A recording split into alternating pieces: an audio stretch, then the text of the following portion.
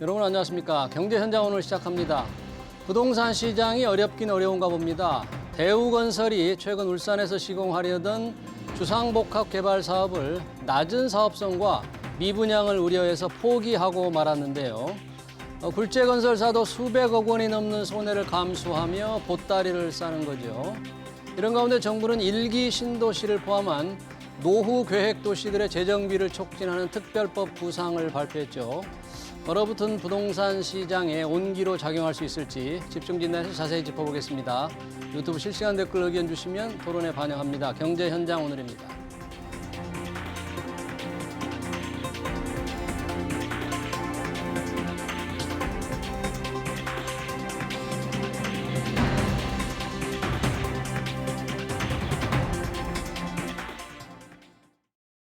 네, 주요 부동산 이슈가 오늘 많습니다. 두 분 모시고 토론하는데요. 권대중 명지대 부동산학과 교수, 이은영 대한건설정책연구원 연구위원 나오셨습니다. 어서 오세요. 안녕하세요. 반갑습니다. 안녕하세요. 자, 대우건설 시공권 포기, 일기 신도시 재정비. 우선 대상이 조금 많은 일기 신도시 재정비 문제부터 조금 다뤄보겠습니다. 어제 국토교통부 특별법의 전 핵심 내용을 발표했지 않습니까? 이은영 의원님, 이 국토부 발표한 일기 신도시, 이름은 노후계획도시 특별법이죠. 핵심적인 내용이 뭡니까? 네, 어제 발표된 내용은 지금까지 논란이 되어 왔었던 연식이 점차 높아져 가고 있는 일기 신도시 같은 대단지 아파트 지역을 어떻게 할 것이냐라는 내용에 대해서 정말 파격적인 내용을 내놨습니다. 파격적이다. 예. 네, 맞습니다.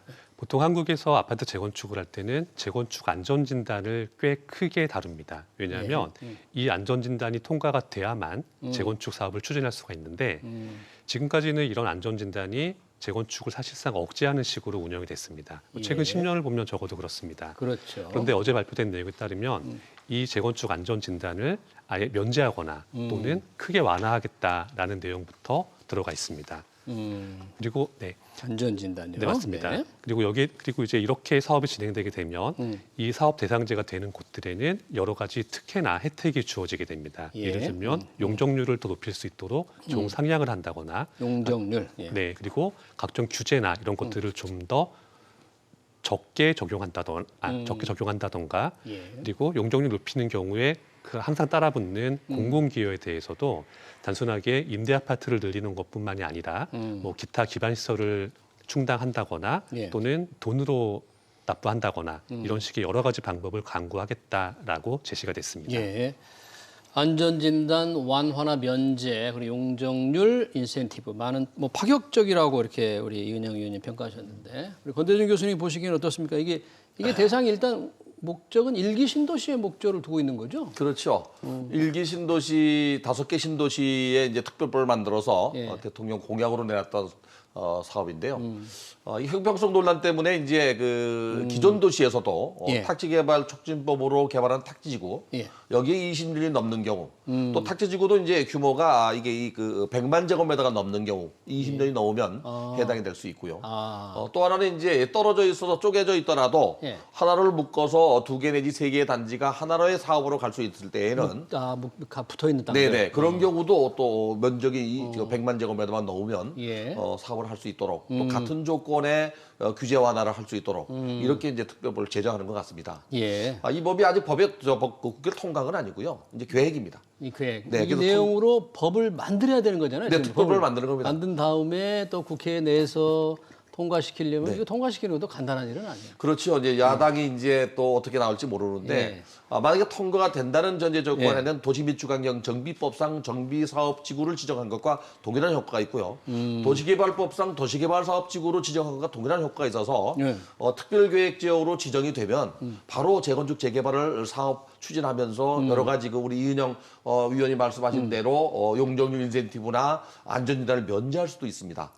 이거는 이제 면제 조건은 특별히 아직 만들어지진 않았는데요. 시행령으로 만들 거라고 하는데 이거는 이제 시군구청장이 별도로 정할 수 있어요. 그래서 이거에 대한 그림은 정부인 국토교통부가 노후 계획 도시에 대한 방향 설정을 하고 기본적인 계획은 지방자치단체장이 하는 거예요.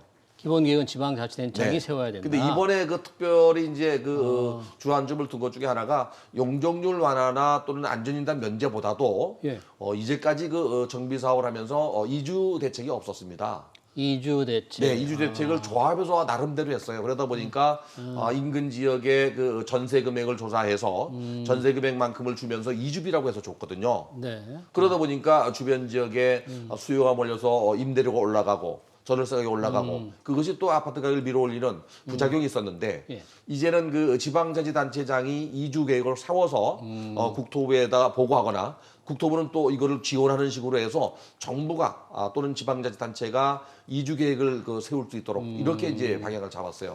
개별적인 조합의 이주 계획에 따라 자칫하면 어떤 전세난이 생길 수도 있으니까 종합적으로 지자체장들이 세운다. 네. 그런 것도 중요한 그게 내용이다. 가장 큰 것 같아요, 제가 볼 때는. 아, 그게 이주 네. 대책을 세우는 게. 그리고 이제 순환 개발 방식으로 해서 이 재개발 재건축을 할 때 이제 실제 건물을 지어놓고 이주시키고 예. 또 공사가 끝나면 다시 입주시키면서 그 빈집을 또 이주시키는 순환 개발 방식을 택하는 것 같고요. 예. 그 주택은 일반 주택보다는 임대주택이나 모듈 주택을 통해서 주택 공급을 해서 추진한다는 게 방향인 것 같습니다. 네, 그렇군요. 이주 대책을 지자체장이 이제 제대로 세운다는 거와 동시에 용적률 상향, 안전진단 면제. 그러면 지금 일기 신도시를 조금 좁혀서 얘기를 해보자면 그동안 뭐 재건축을 하느냐 리모델링을 하느냐 뭐 말들이 좀 있었는데 이 대책이 확정이 된다면 지금 뭐 법안으로 아직 나오지는 않았지만 좀 빨라질 수 있는 거예요, 계획들이? 현재로서는 그렇습니다. 왜냐하면 지금껏 재건축이든 리모델링이든 진행하기 위해서는 절차들이 좀 많았습니다. 중간에 무슨 인허가를 받아야 되고 뭐가 있고 이런 식이었는데 이번에 발표된 내용들을 보게 되면 이런 절차들을 가능한 단시간에 통합해서 처리할 수 있도록 최대한 제도를 정비하겠다라는 내용이 들어가 있습니다. 예, 그러니까 좀 빨라질 수 있다. 관심이 용적률을 올리는 거 조금 네. 또 알고 싶은데 지금 이미 일기 신도실의 경우에는 용적률이 꽤 높은 편이죠. 그렇죠. 지금 이제 5개 신도시 그러면 이제 분당, 일산, 예. 평촌, 중동 3번인데요. 예. 그 중에 용적률이 가장 낮은 데가 이제 그 160, 70% 정도 있는 게 일산입니다. 일산. 네. 분당이 한 180%좀 넘어가고요. 180%. 나머지 200%가 넘습니다. 200%가 이미 넘어 네, 있다. 넘습니다. 그런데 이번에 정부가 발표한 500%는 예. 전반적으로 500%를 적용한다는 게 아니고요. 예, 어디를 일기 신도시에 사는 분들은 전부 500%라고 생각할 수 있는데 종상향을 통해서 2종을 3종, 3종을 준주거적으로 올려서 용적을 올려줄 수 있는데 역세권 개발, 역세권의 역세권 개발에 그 컴팩트 시티로 개발할 수 있는 고밀 개발이 가능한 지역은 500%까지도 해주고 네. 나머지 지역은 아마도 지금보다는 뭐 추가 분담금이 더 올라오는 방향으로 추진하겠지만 예. 그 추가 분담금이 적게 나오는 방법은 두 가지예요. 용적률 올려주지 않으면 사업 기간을 단축하는 거거든요. 예. 이 두 가지 방법은 좀 더 그 일기 신도시분들한테 좋을 수 있는데 모두 다 그렇게 올려주는 건 아니고요. 그럼 역세권이 아닌 곳은 한 용적률이 어느 정도까지 가능? 제가 볼 때는 이제 법정 용적률과 허용 용적률이 있는데요. 예. 국토이용관리법상 법정 용적률이 300%입니다. 주거 지역이. 최대 300%. 네, 근데 이제 수도권 정비 계획법의 과밀협적 권역은 예. 주거 지역을 1, 2, 3종으로 나누어서 3종이 250%, 네. 2종이 200%, 1종이 150%씩 이게 낮췄습니다. 네. 이번에 아마 일기 신도시가 이 특별법으로 사업을 하게 되면은 300%를 넘어갈 수도 있습니다. 그 이유는 이제 예를 들어 분당을 말씀드리면 예. 분당이 9만 7천 가구입니다. 예. 근데 용적률이 지금 현재 200%가 안 되는 상태인데 만약에 평균 용적률 250%까지 올라간다 그러면 세대수가 한 12만 가구 정도로 늘어납니다. 그러면 도시 기반 시설이 지금 현재는 9만 7천 가구 살 수 있는 기반 아닙니까? 네. 이게 이제 늘어나게 되면 교통량이나 또 환경이나 교육 문제가 되기 때문에 문제가 되기 때문에 많겠네요. 늘어나는 것만큼 확실하게 개발 이익에 대한 기부 체납을 받거나 개발 이익을 환수하겠다고 정부가 얘기를 한 겁니다. 예. 그렇게 했을 경우에는 용적률이 조금 더 올려서 짓되 기반 시설을 범위 내에서만 올리지 않겠나. 그러면 제가 볼 때 법정 용적률 초과해서 허용 용적률을 해도 350% 넘지 않을 거라고 보여지고요. 예. 그리고 법정 용적률 넘어가는 경우에는 뭐 거기에 대한 응분의 그 기부 체납이 있거나 또 뭐 이렇게 하지 않겠나 하는 생각이 들어요. 용적률 이렇게 올리면 주민들은 일단 다 그걸 환영하는 겁니까? 네, 통상적으로 조합원들이 생각하시는 용적률 상향은 본인들이 일반 분양으로 판매할 수 있는 세대 수가 증가한다고 생각을 합니다. 예, 이렇게 되면 예. 공사에 들어가는 비용 중에서 이제 조합원 분들이 부담해야 되는 금액이 줄어들게 되죠. 그 때문에 일반적으로는 찬성하시고 좋아하시는 내용들이 나옵니다. 예. 하지만 실제로 사업에 들어가게 되면 용적률 상향 같은 특혜나 어떤 혜택이 주어질수록 그에 수반되는 공공기여가 조건으로 붙습니다. 공공기여. 네, 그러니까 대표적인 게 임대 아파트를 단지에 넣는 겁니다. 임대 아파트를 넣고. 네, 그래서 보통 좀 아파트가 좋은 지역인 같은 경우에는 임대 아파트가 들어가는 것 자체를 좋아하지 않습니다. 임대 아파트. 추후에 아파트 가격에 반영된다고 생각하기 때문입니다. 그래요? 그래서 그렇게 하는 경우도 있고 예. 아니면은 그 아파트가 새로 지어지면서 예. 그 앞에 있는 뭐 다리 하나가 필요한다든가 도로를 확장한다든가 아니면 그 지역에 다른 인프라 시설을 구축하는데 기여금을 낸다든가 기여금. 이런 식으로 공공기여의 형태는 여러 가지로 적용이 됩니다. 기반 시설을 좀 확충하는데 기여를 하라 그런 얘기네요. 네, 기여를 맞습니다. 해야만 된다 그런 얘기네요. 네, 맞습니다. 보통 그런 부분들은 지자체에서 보통 강제하시고 예. 이제 규정대로 맞는지 감독을 하게 됩니다. 그러니까 뭐 이 용적률을 최대 300%에서 이제 500%까지 올린다는 걸 무작정 주민들이 다 좋아할 수만은 또 없겠네요. 여러 가지 주민들마다 지역 단지마다 또 사정이 좀 많이 다르겠네요. 네, 맞습니다.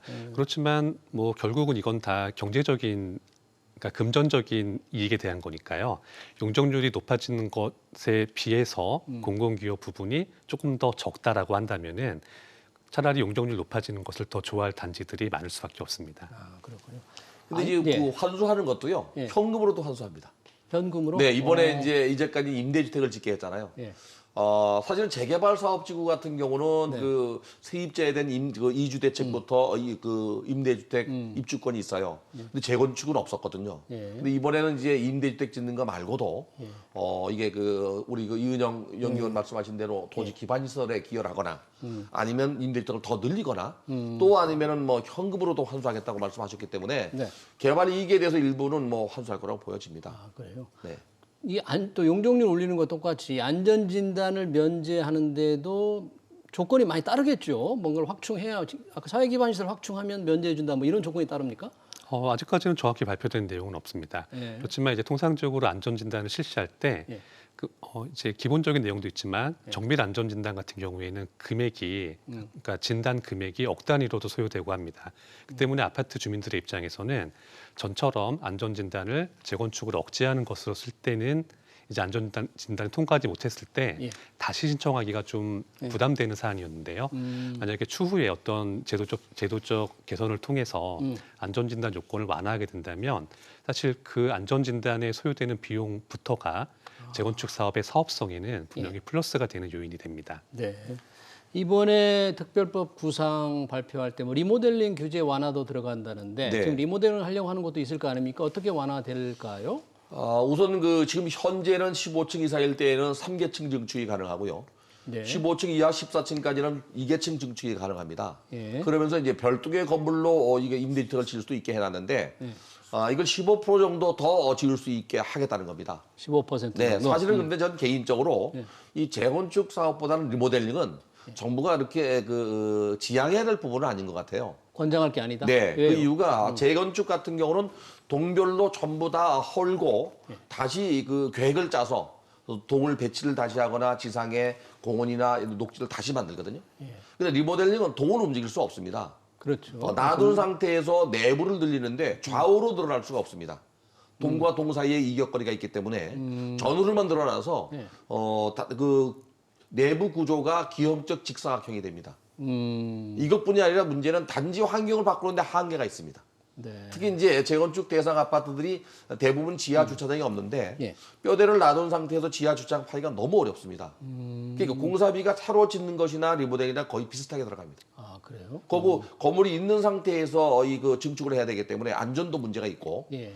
그래서 사실은 그 리모델링은 정말로 새로 지어서 재건축할 수 없는데 예. 만부득 리모델링을 해야 되는 지역만 적용하고 나머지 부분은 가능하면 이제 재건축을 유도하는 게 맞지 않나. 적극 권장하는 건 네. 바람직하지는 않는 것 네. 같다. 그런 근데 얘기네. 이번에 그 특별하게 이제 재건축이 서울시 같은 경우는 30년이 넘어야 재건축이 가능하거든요. 예. 아파트인 경우에. 물론 이제 재개발 사업지구처럼 다세대나 연립주택은 15년만 넘어도 노후주택으로 칩니다.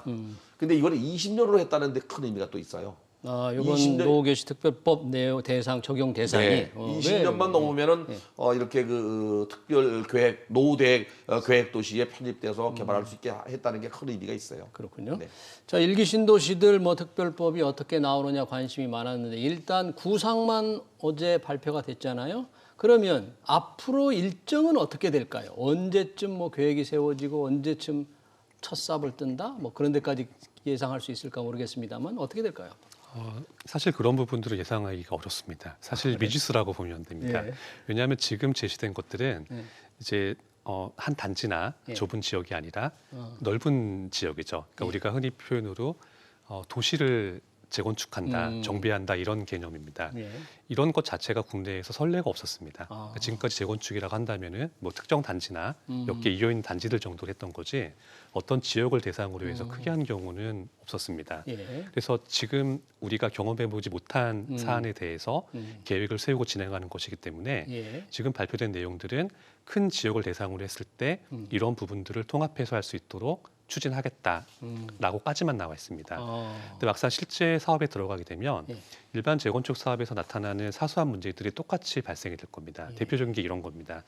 이제 어떤 단지를 재건축할 때 재건축 동의율을 내야 되죠. 그렇죠. 그런데 만약에 그 단지가 좀 오래 거주하신 분들이 많고 경제 활동을 거의 끝나신 분들이 많다고 한다면은 네. 아무리 새 아파트를 준다고 해도 본인의 추가 비용이 들어가게 된다면 그렇게 꺼려하시는 분들이 적지 않습니다. 예. 그런데 이런 부분들이 개별 단지 정도가 아니라 어떤 넓은 지역, 100만 제곱미터 이상 지역으로 간다고 치면 동의하지 않으시는 분들은 어떻게 따로 이주를 시키거나 예. 어떻게 할 것인지 예. 이런 부분들도 앞으로 논의가 돼야 되기 때문에 현재로서는 언제부터 사업이 시작될 수 있다라고 단정하기는 쉽지 않은 사안입니다. 하긴 뭐 법이 우선 통과돼야 되고 법이 통과된 다음에 기본 계획을 또 세워야 돼요. 그 기본 방침을 국토교통부가 이제 만들고 예. 또 그와 동시에 계획을 수립해야 되고요. 예. 그게 그 수립된 다음에 이제 또 뭐 특별계획 수립 지역을 지구 지정해야 되고요. 예. 그러고 난 다음에 이제 그 개발 계획 예. 인가를 받아야 되고 그러고 난 다음에 사업 들어가는 거니까 뭐 사실은 법이 여야 합의로 통과되는 게 첫 번째 관문이고요. 그렇죠. 통과되더라도 이 법의 그 방안과 계획을 수립하는데 1년은 들지 않겠나. 지금 뭐 우리 원희룡 장관이 최대한 서둘러서 하겠다고 하니까 상반기에 되기는 좀 어려운 것 같고요. 제가 볼 때 하반기에 된다 그러면은 아마 내년부터 적용되지 않겠나. 빨리 해서 하반기에 적용하겠다고 하시는 것 같아요. 예. 내년부터 적용된다 하더라도 이 토지 등 소유자인 그 조합원들이 또 동의를 어느 정도 해야 예. 사업이 추진되거든요. 예. 기존의 재건축 사업이 보통 뭐 10년, 15년 걸린다면 통합계획에 의해서 추진되고 인허가도 해준다 그러면 아마 절반 정도 이상은 걸린다 해도 7, 8년은 돼야 끝나지 않겠나. 시작이 7, 8년 돼야 시작하는 거 아니에요? 그 시작이. 정도는 아닐 것 같아요. 그 정도는 아니에요? 시작은 아마도 빠르면 뭐 내년부터 그 계획을 수립하는 데가 있을 그러니까 거라고 계획 보여요. 아니 그 예를 들면 첫 삽을 뜨는 기준으로 하면 그거는 어려워요. 그거는 이미 뭐 2주 계획까지 다 끝나고 인허가 받아야 되니까. 그러니까 한 10년은 있어야 돼. 10년까지는 안 가고요. 그래서 한 5, 6년 이상 5, 가야 6년. 되겠나. 네. 이 정부에서 첫 삽은 못 뜨는 거네. 그럴 수 있어요. 예. 이 정부가 윤석열 이 정부에서는. 특별부를 만들어서 사업을 추진하겠다고 한 거지. 예. 첫 삽을 뜨겠거나 이렇게 생각은 안 하거든요. 네. 지난번에 왜 우리 앵커님하고 우리가 그 공급 얘기할 때 이런 얘기했잖아요. 예. 이번 정부가 270만 호 공급을 하겠다고 계획을 발표했는데 절대로 입주 물량은 제가 아닐 거라고 얘기했잖아요. 네, 그런 겁니다. 그 정도 계획, 능력 이 정도다. 네, 알겠습니다. 시간이 많이 필요하고 또 넘어야 할 산도 많고 절차도 조금 생각만큼 복잡할 것 같습니다. 다음 주제로 넘어가겠습니다. 대우건설 울산 주상복합 개발 사업을 포기했습니다. 시공권 포기. 손해가 440억 원을 손해를 보게 생겼는데 왜 이런 시공권을 포기하는 일이 발생한 겁니까? 이게 정말 드문 일 아닌가요, 이게? 네, 사실 유래를 찾아보기 어려운 사안입니다. 이게 보통 중소업체에서는 뭐 발생할 수도 있는 내용이지만 예. 국내 대기업에서 이런 일이 벌어졌다는 것은 사실 찾기 어려운 사안입니다. 예. 물론 이제 개별 기업 입장에서 본다면은 개별 프로젝트 하나의 손익을 따질 수 있습니다.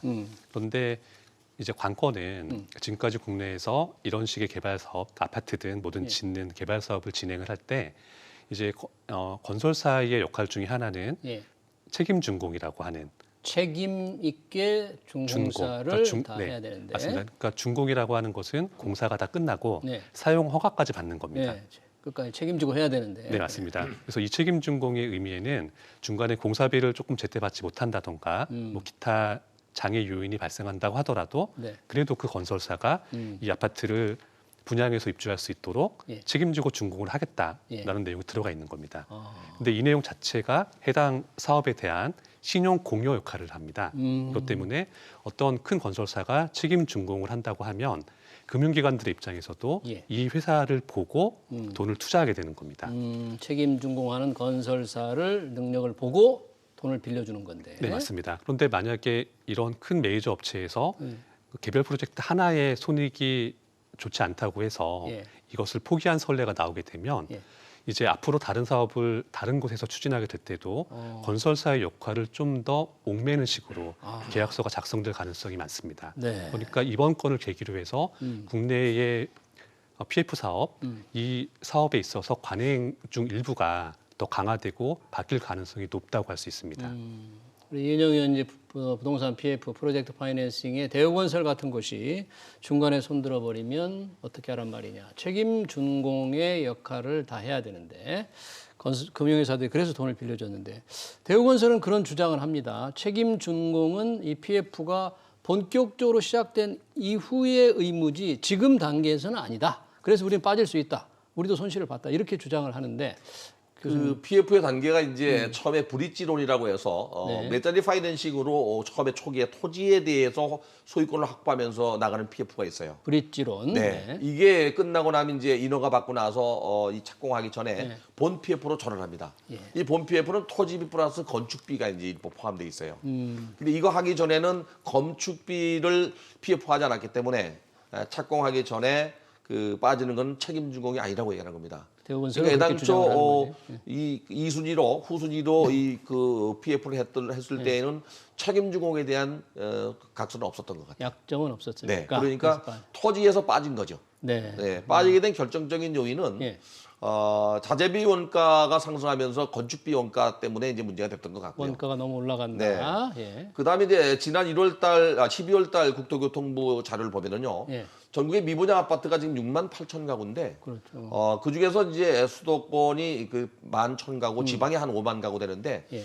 울산시가 인구 110만밖에 안 되는데 불구하고 미분양 주택이 3,580가구나 돼요. 엄청 많은 겁니다. 제일 많은 거네요. 그러다 보니까 이제 분양에도 이 문제가 되고 또 원가가 올라가면 고분양가 될 수밖에 없잖아요. 그렇죠. 여기에도 부담스러웠던 것 같아요. 그래서 그 440억에 대한 후수이 채권을 모두 변제하고 발을 뛸 정도라면 굉장히 겁을 먹은 거 아닌가.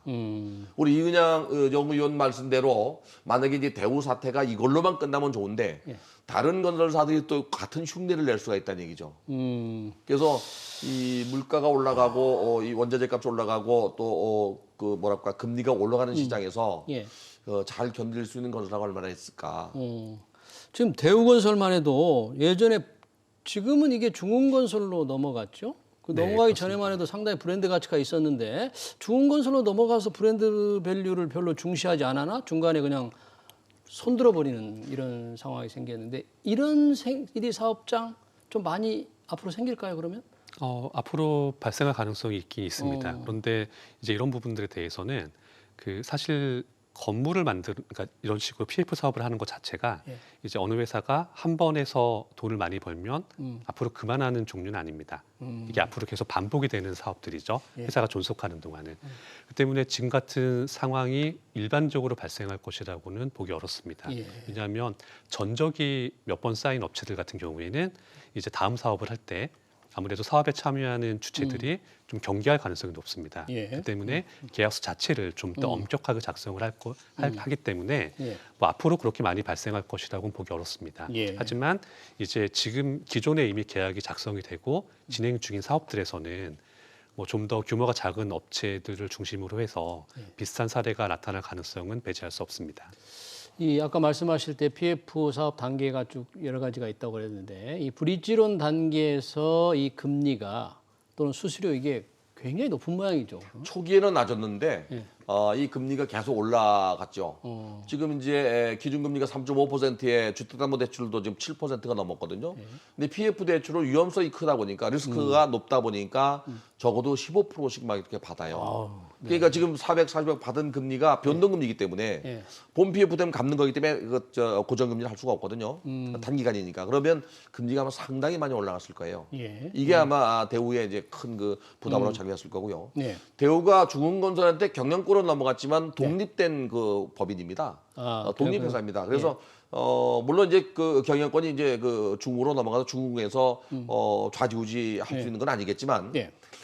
대우가 예전 대우보다는 규모가 작아졌기 때문에 아마도 좀 경영권에 문제가 되면 이렇게 소리를 보면서 발을 뺀 거 아닌가. 네. 네, 그런 생각이 들고요. 네. 변동금리로 적용되는 이런 지역은 뭐 여기뿐이 아니라 다른 데도 이렇게 그 조합과 시군 간의 갈등이나 시행사와 시군 간의 갈등은 앞으로도 더 많이 일어날 가능성이 높습니다.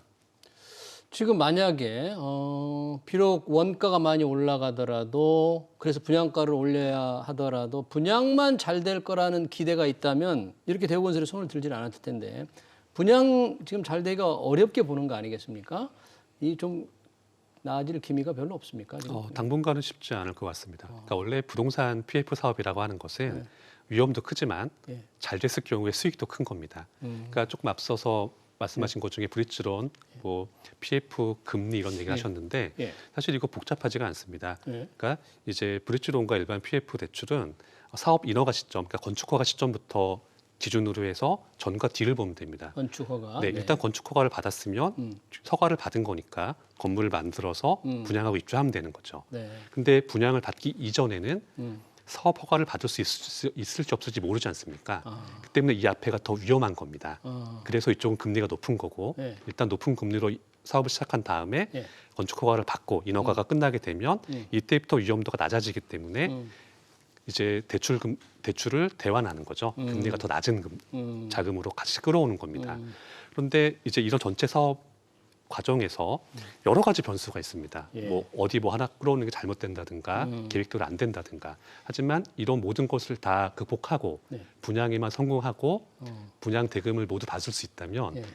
이렇게 좋은 사업 기회는 그렇게 많지 않습니다. 과거에 그렇게 많이 번 거죠. 네, 맞습니다. 네. 최근 몇 년만 해도 그랬습니다. 예. 하지만 지금 시점에서는 이제 시장 요인이 바뀐 겁니다. 예. 종전에는 시장 분양과 뭐 주택 시장을 얘기할 때 국내 내부 요인을 주로 다뤘습니다. 하지만 뭐 작년 하반기부터는 이제 내부 요인이 아니라 미국의 기준금리 상당히 불확실하다는. 그러니까 일반인이 집을 살 때 대출을 받으면은 이게 이자를 얼마가 내야 될지 계산이 안 된다는 예. 예상할 수 없는 상황이 발생하기 때문에 이런 외부 요인의 영향을 국내에서 어떻게 상쇄하기는 쉽지 않습니다. 그 때문에 주택 시장의 분위기가 앞으로 좋지 않을 가능성이 높고 이런 부분을 감안한다면 주택을 만들어서 분양해서 수익을 크게 올리기는 지역마다 다를 수밖에 없습니다.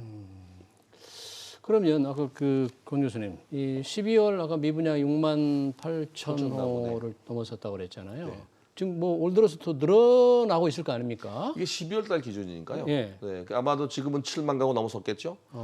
이렇게 미분양이 늘어나는 건 아마 연말까지 갈 가능성이 높아요. 왜 그런가 하면 이제 미국의 금리가 지금 4.75포인트까지 올라갔잖아요. 예. 블룸버그 통신이 아는 뭐 미국의 FOMC 정보를 보면은 예. 한두 번 더 올라갈 가능성도 있어요. 베이비 스텝으로 0.25지만 예, 기준금리. 그러게 되면 우리도 한 번 더 올라갈 가능성이 있다고 봐야 되거든요. 미국과 우리나라 금리 차는 뭐 우리 잘 아시겠지만은 1.25포인트 이상 넘어가면 좀 위험하다고 보니까 그러면 앞으로 한 번 더 올라간다면 아무리 정부가 규제하더라도 주택담보대출도 올라갈 수밖에 없고 또 특히 이제 아직 규제하지 않고 있는 PF 대출 이자는 더 올라갈 수 있어요. 예. 이게 미분양이 늘어나면 가장 큰 문제는요. 예. 지금 대우 사태처럼 이 건설사의 자금 압박으로 돌아와서 건축비를 댈 수도 없고 또 미분양이 증가하게 되면 또 이 PF 이자도 못 낼 수 있고 그럼 그 뒤에 있는 증권사도 문제가 될 수 있어요. 대부분 이제 브릿지나 또 본 PF 자체가 제1금융권보다는 제2금융권에서 많이 했기 때문에 저축은행 같은 제2금융권도 또 문제가 될 수 있어서 사실 미분양 증가는 정부가 어떤 대책을 내놔야 된다고 봐요. 뭐 미분양을 매입을 하느니 마느니 좀 논란이 지금 있는데 정부가 아직 방침을 확정한 건 아니죠? 지금 아마 다음 주나 그 다음 주쯤에 그 정부가 이 미분양 주택 매입과 관련된 자문회의를 해서 회의를 아마 해가지고 뭐 빠르면 방법을- 이달 말쯤에는 그 다 방안이 나올 것 같습니다. 그래요. 그래 되면 그 이제 규정을 정하겠죠. 예를 들어 60제곱미터 이하의 중소형이나 또는 금액은 뭐 3억이나 5억 이하의 저가 주택 예. 이런 것들은 이제 매입해서 어차피 그 LH 한국토지주택공사가 예. 임대주택을 공급하니까 그걸로 전환해서 쓸 수 있다면 그렇게 하지 않겠나. 그리고 매입 가격도 원래 분양가격의 몇 %인지 이런 규정을 만들어 놓고 아마 할 것 같습니다. 네. 미분양 문제도 심각하고 대우건설 그래서 거기서 촉발된 사건으로 보입니다. 네, 1기 신도시 특별법 대우건설의 시공권 포기까지 토론 여기서 마치겠습니다. 지금까지 이은영 대한건설정책연구원 연구위원, 권대중 명지대 부동산학과 교수였습니다. 두 분 고맙습니다. 감사합니다. 감사합니다.